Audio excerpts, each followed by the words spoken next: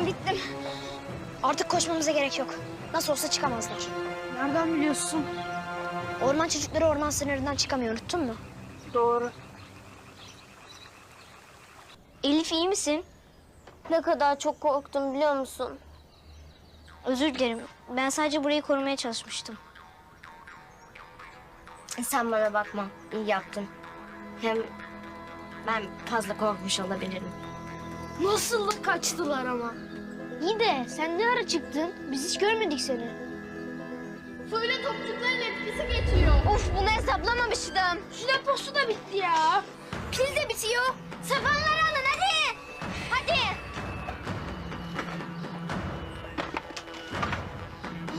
Hadi.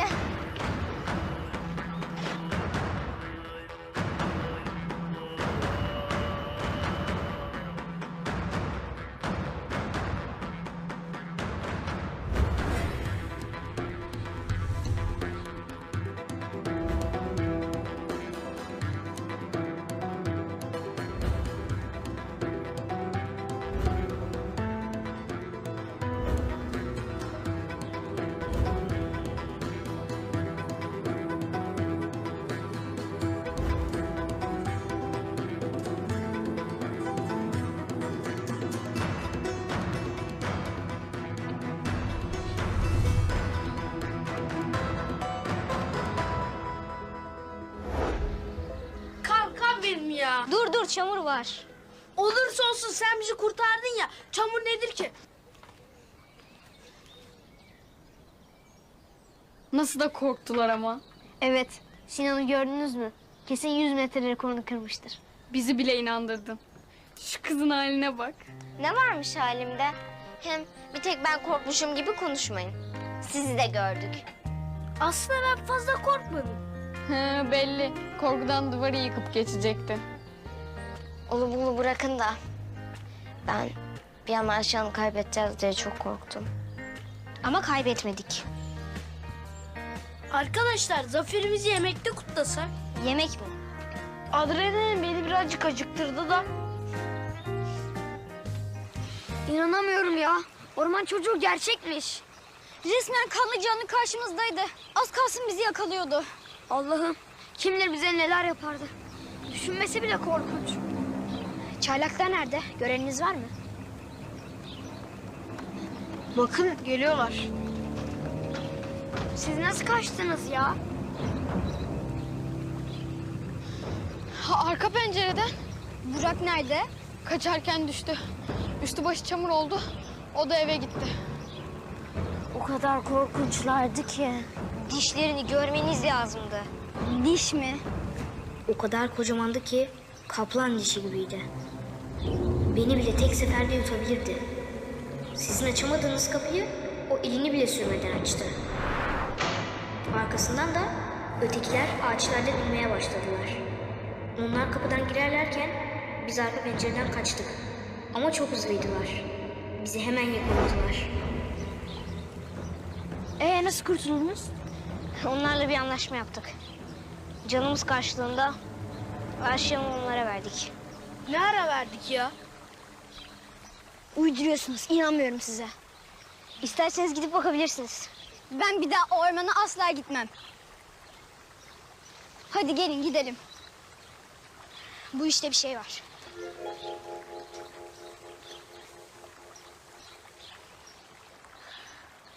Vallahi çok zekiceydi Mete. Tebrik ederim. İyi de o hikayeyi ben uydurdum. Sen devam ettirdin. Tamam Aslı'cığım tamam. Seni de tebrik ederim. Vallahi ben bile yedim. Ha bu arada yemek demişken hani biz yemek yiyecektik? Ne oldu Mete? Bence Sinan orman çocuğu hikayesine inanmadı. Nasıl inanmadı ya? Korkudan gözleri pörtledi. Olabilir ama içimde kötü bir his var. Yeniden Ayşe'ye saldırabilirler. Ne yapacağız peki? Aklımda daha iyi bir çözüm var. Toz koparan, toz koparan. Var mı ondan uzaktan? Toz koparan, toz koparan. Var mı ondan uzaktan? Yo!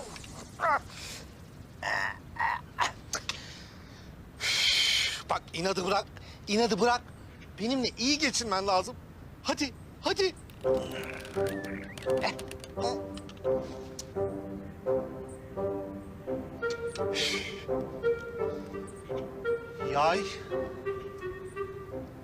ayarı nasıl yapılır?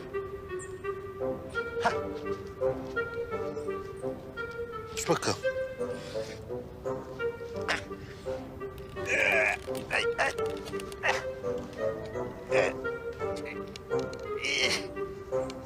Merhaba öğretmenim. Merhaba. Oy. Çocuklar sizin ne işiniz var burada? Öğretmenim, pazar gününüz nasıl geçiyor? İyi. Yani siz gelmeden daha iyiydi tabii. Ne istiyorsunuz bakalım? Ha? Karavanınızı istiyoruz. Ne karavanı evladım? Benim karavanım yok ki. Öğretmenim, hani amcanızınmış. Sonra o rahmetli olunca size miras kalmış. Amcamın mı? Miras mı? Ah, benim karavanım mı var? Evet.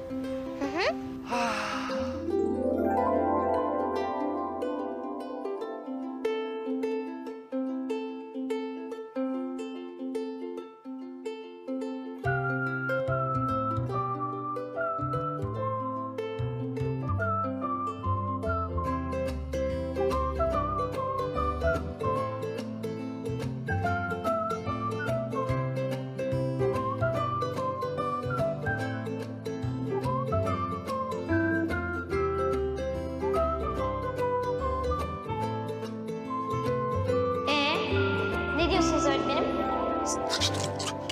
Karavanınızı vermeyecek misiniz? Hayır, ne münasebet. Ama öğretmenim siz onu kullanmıyorsunuz ki. Ya öğretmenim haberiniz bile yoktu. Ama artık var. Artık siz onu kullanmazsınız ki. Niye kullanmayayım evladım? Mis gibi karavan işte. O kadar da mis gibi değil aslında. Ben onu mis gibi yaparım. Tamam. Hafta sonu başımın etini yemeyin. Hadi. Bir sürü işim var benim. Güle güle, güle güle.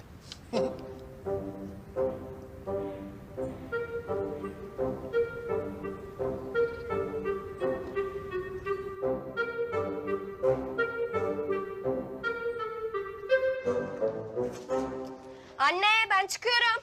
Nereye? Dün konuştuk ya anne. Hani arkadaşlarla buluşacaktım. Ha, sen o konuda ciddi miydin? Evet. İzin verdin ya anne. Ya bilemiyorum ki Yasemin'cim. Hani bugün ayırdığımız testler ne olacak annem? Yasemin çıkıyor musun kızım? Annem dün akşamki verdiği sözünü hatırlarsa çıkıyorum baba. Tamam sen Yelizlerle mi çıkıyorsun şimdi? Hayır anne Elizlerle. Tamam aynı şey. Bir harf için anneni mi kıracaksın? Artık gidebilir miyim? Hadi git. Ama dikkat et tamam mı? Fazla da geç kalma. Tamam. Hadi bakayım. Allah! Ay Can orada senin ne işin var? Ne yapıyorsun? Ne yaptığını anlamaya çalışıyorum. Ay ne yapacağım? Çocuğumuzun güvende olup olmadığını kontrol ediyorum. Hayatım, hani kızı biraz rahat bırakacaktık? Ya böyle dersler, testler, ödev programı falan derken çocuğun psikolojisini bozmayalım. Ya tamam haklısın da bazen kontrol edemiyorum işte kendimi. Et hayatım, lütfen kendini kontrol et. Ya buraya Mete'yi iyileştirmeye diye geldik. Yasemin'i hasta etmeyelim. Hadi, Nereye gidiyorsun? etrafı dolaşacağım biraz. Tamam bak hırsız var mı bir kontrol et etrafı. Hadi kocacığım. Hadi. Hiçbirinizin fikri yok mu? Burak olsaydı şimdi bir şeyler yapardı. Benim Sezgin Hoca'yı ikna edebilecek bir fikrim var. Umarım işe yarayan bir şeydir. Sezgin Hoca sucuğu çok seviyor değil mi? Ne alakası var ya? Şimdi mangal seven birine en iyisinden 3 kangal sucuğa ikna etme olasılığınız nedir?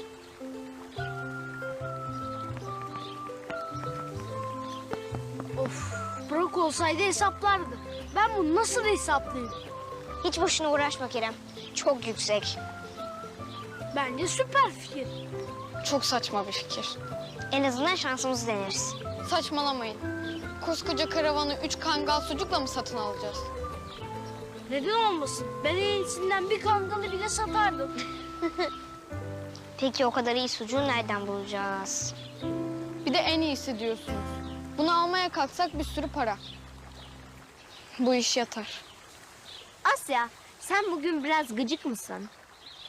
Tamam durun. Sucuk planına devam edelim. Tamam. Nereden bulacaksınız?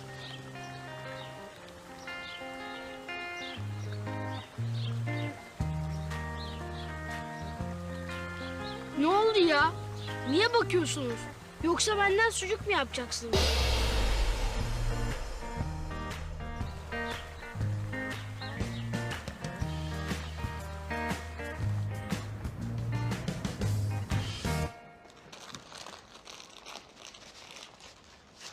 Niye bize en zor görev verildi ki? Şikayet etme hadi. Ne dikiliyorsunuz orada? Baba bir şey isteyecektik. Ne isteyecektiniz oğlum? Söylesene. Bir ton işim var benim. Mal gelecek daha. Senin keyfini mi bekleyeceğim be? Bize 3 kangal sucuk lazım da. Oh, 3 kangal mı? Ne yapacaksınız 3 kangal sucuğu? Şey yapacağız. Onlarla bir şey satın alacağız. Sucukla alışveriş mi yapılır ya? Yapılır. Yani o sucukları verdiğimiz kişi sucuk çok seviyor aynı benim gibi. Para mı sucuk mu desek sucuk der. İyi bakalım. Alın dolaptan. Hayır onlar değil. Ne demek onlar değil? Bize şu özel Afyon sucuğundan lazım.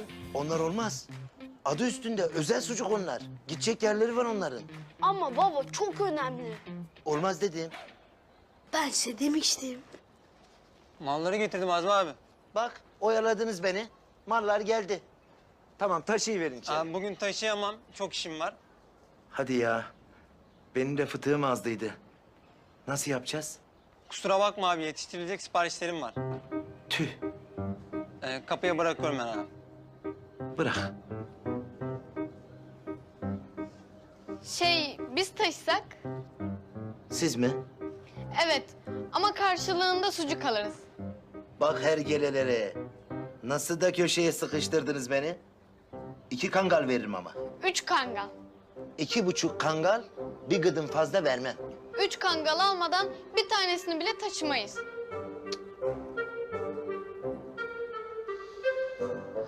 Sıkı pazarlık ediyorsunuz. Anlaştık. Hadi. Şimdi dairede bakalım Sezgin Hoca.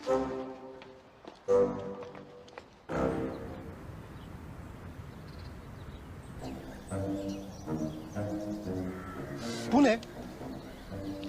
Karavanınız öğretmenim. Sizin karavan dediğiniz bu muydu? Çok güzel değil mi öğretmenim? Hem de nasıl? Ne emekler verdik ona siz bir bilseniz. Ama şimdi elimizden kayıp gidecek mi? Biz aynı şeyden bahsediyoruz. Ha? Siz bunun için mi işleniyordunuz? O bizim aşiyanımız. Onu çok çok seviyoruz. Şu 3 kangal sucuk karşılığında onu bize satabilir misiniz? Babanın sattıklarından mı onlar? Evet. Ver.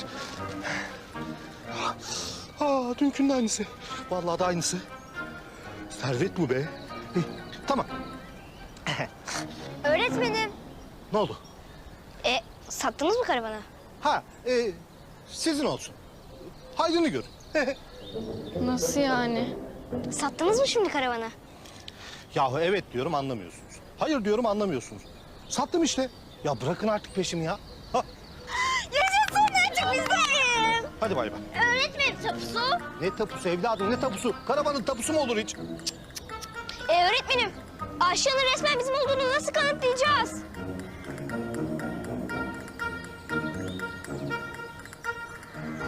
Ben bir yolunu buldum sanırım. Hadi.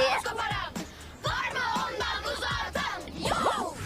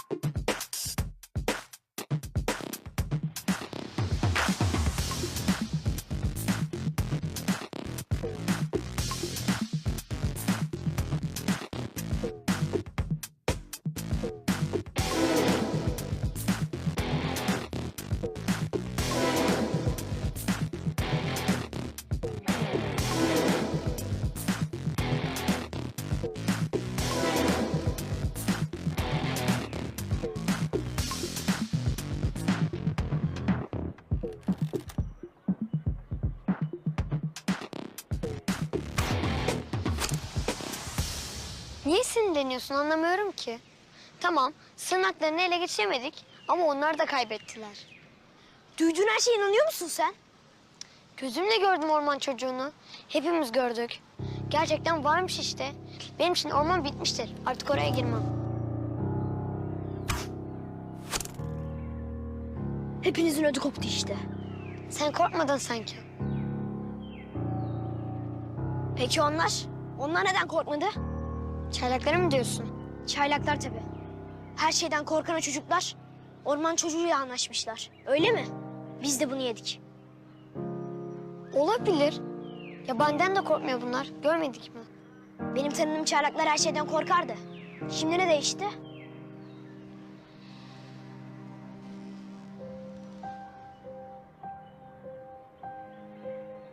Bu meselede bir şey var oğlum. Bir şey saklıyor. Ben de sinansam ne olduğunu bulacağım.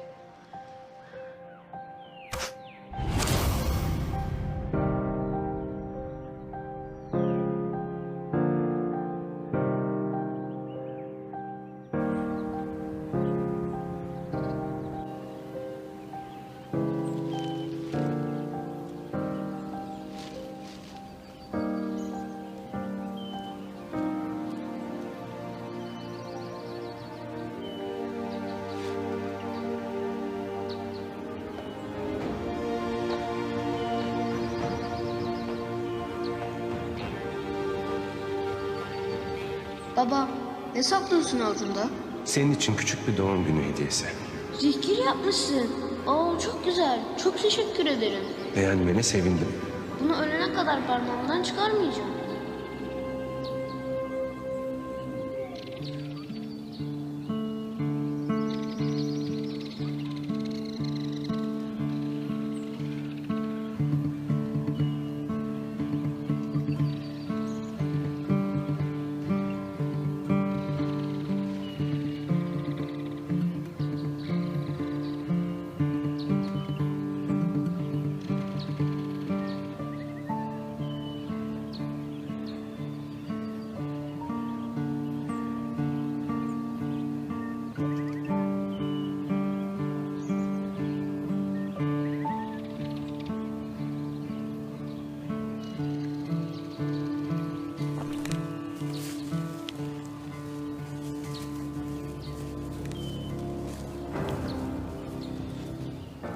Kim var orada?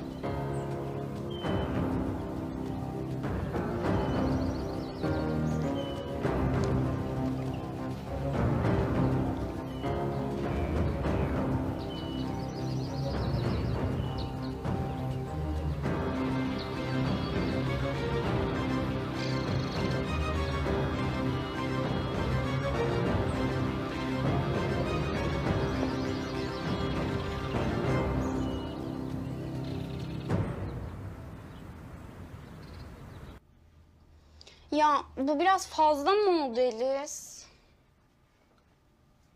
Ay yok yok sür biraz daha. Anca alacak yüzün nemini. Hem annem de hep böyle yapar zaten.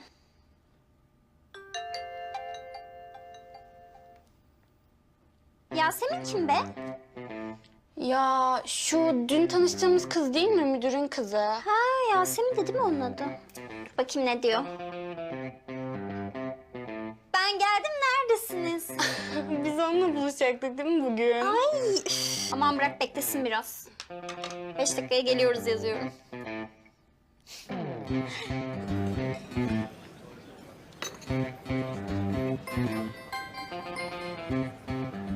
Beş dakikaya geliyoruz.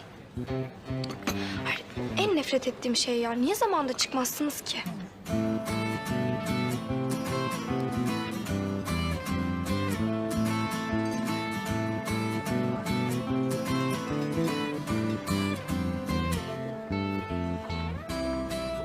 Ela, nasılsın? Nihayet bir arkadaşın olduğunu hatırladın. Ya kıskançlık yapma. Zaten sizi çok özledim. Bir de ilk günden ekildim. Biz de seni çok özledik. Şu ekmeği arzusu ne? Anlat bakayım.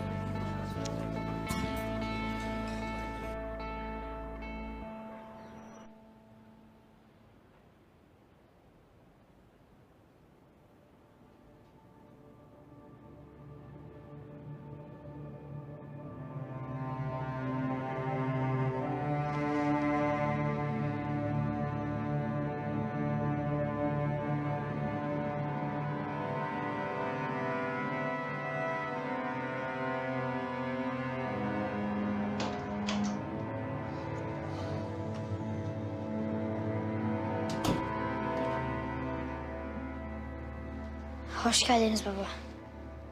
Hoş bulduk. Ne yapıyorsun? Ödev yapıyordum. Aferin. Boş işler peşinde değilsin yani.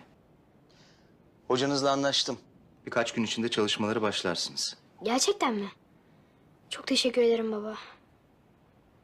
Ne o? Sevinmedin galiba. Yo, sevinmez olur muyum? Okullar arasında müsabakayı biz kazanacağız.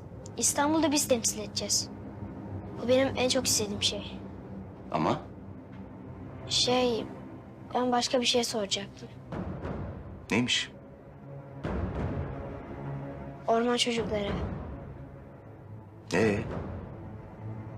Gerçekten var mı? Nereden çıktı şimdi bu? Yani siz hiç orman çocuğu gördünüz mü? Korkuyor musun yoksa? Ben de seni büyüdün sanıyorum. Sen hala böyle şeylerden mi korkuyorsun? Hayır da... Sinan, aklını başına topla. Bebek değilsin sen.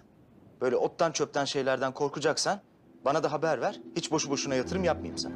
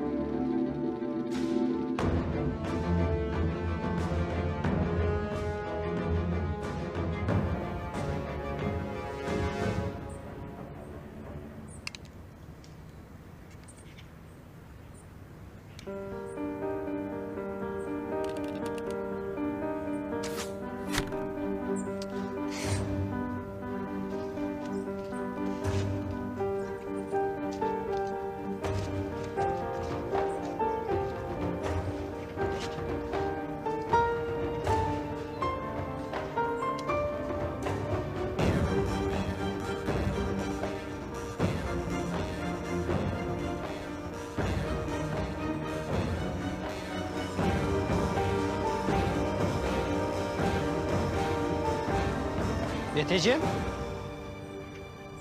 Hoş geldin baba. Hoş bulduk oğlum.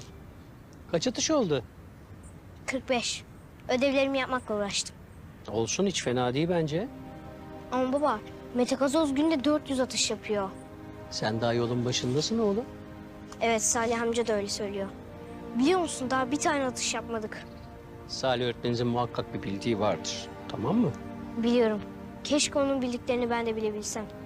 O kadar merak ediyorum ki.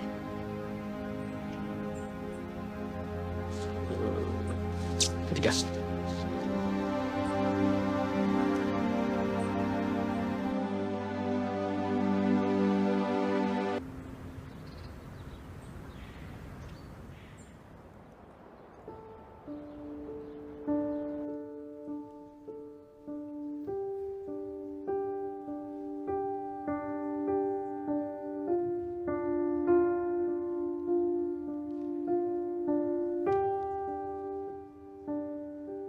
Sinan'ın bakışları hiç hoşuma gitmiyor arkadaşlar. Ben size söyledim. Orman çocuğu hikayesine inanmadı. Ya ama niye bu kadar sessiz? İnanmazsa bize sataşması lazımdı. Bu hiç hayra alamet değil. Bir plan yapıyor ama ne? Ayşe Hanım'la ilgili olmasın? Siz hiç merak etmeyin. Ben bu işi kökünden çözeceğim. Topu nerede? Burada. Kerem Ne yapıyorsun Kerem? Aşiyana geldiler, savunmayı verdiler. Kendimi cahiller, orman çocuğunu gördüler. Boş durmadı mavi ay, plan yaptı vay anam vay. Verdik sucuğu 3 kangal, aldık karavanı 5 kafadan. Fırtına önce sessizlik, kariyeli alt ettik. Her şeyi hızlıca hallettik, biz aşiyanı hak ettik. Yok. Bu ne? Okursan anlarsın. Amcam rahmetli Kamil Ziyaoğlu'ndan şahsıma miras kalan bu karavanı aşağıda ismi, resmi ve imzası bulunan mavi evlerine 3 kangal afyon sucuğu karşılığında satılmış olduğunu bildiririm. Satıcı Sezgin Ziyaoğlu. Tapu öyle mi? Hani siz Ayşe'nin orman çocuklarına vermiştiniz? Cevap bekliyorum. Aslında... Günaydın çocuklar. Günaydın öğretmenim. Hiç oturmayın çünkü bugün dersi bahçede yapıyoruz. Hadi bakalım. Bırakın kalemleri, defterleri burada.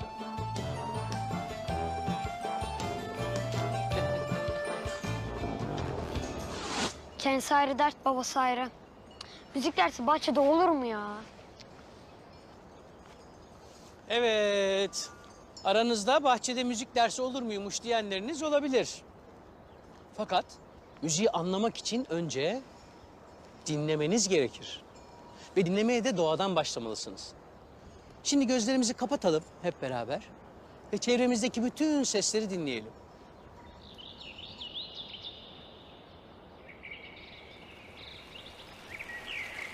Ne duyuyorsunuz? İlerideki dereyi, kuş seslerini. Ben sadece inek sesleri duyuyorum ya. Çocuklar, duyduğunuz bütün bu sesler hepsi bir notaya karşılık gelir. Ve hepsi bir ritim ve ahenk içindedir. İşte müziğin ham maddesi budur. Ayrıca müzik yapmak için illa enstrümana da ihtiyacınız yok. Nasıl yok? Tabii, çünkü sizler zaten birer enstrümansınız. Göstereyim. Sizi şöyle 4 gruba ayıracağım. 1, 2, 3 ve 4. Şimdi benim yaptıklarımı tekrar edeceksiniz, tamam mı? Sizle başlıyorum. Devam edin.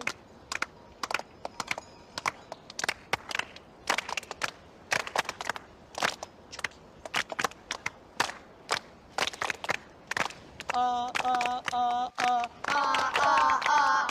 O, o, o, o. A, a, a, a. Coşkulu.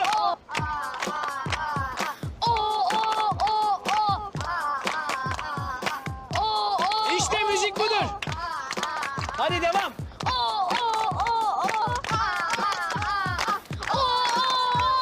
Hızlan. Bravo.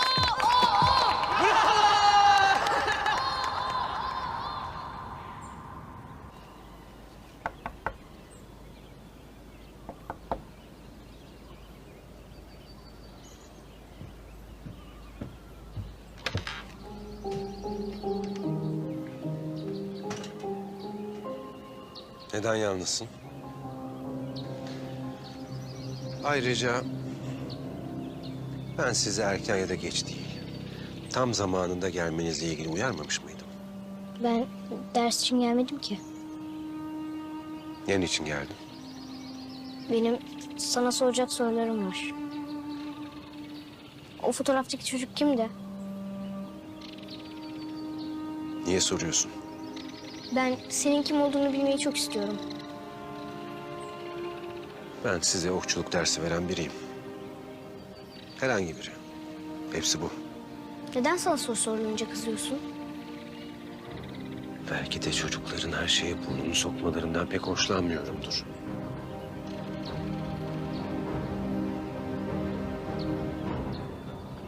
Hadi git şimdi zamanında gel. Dur.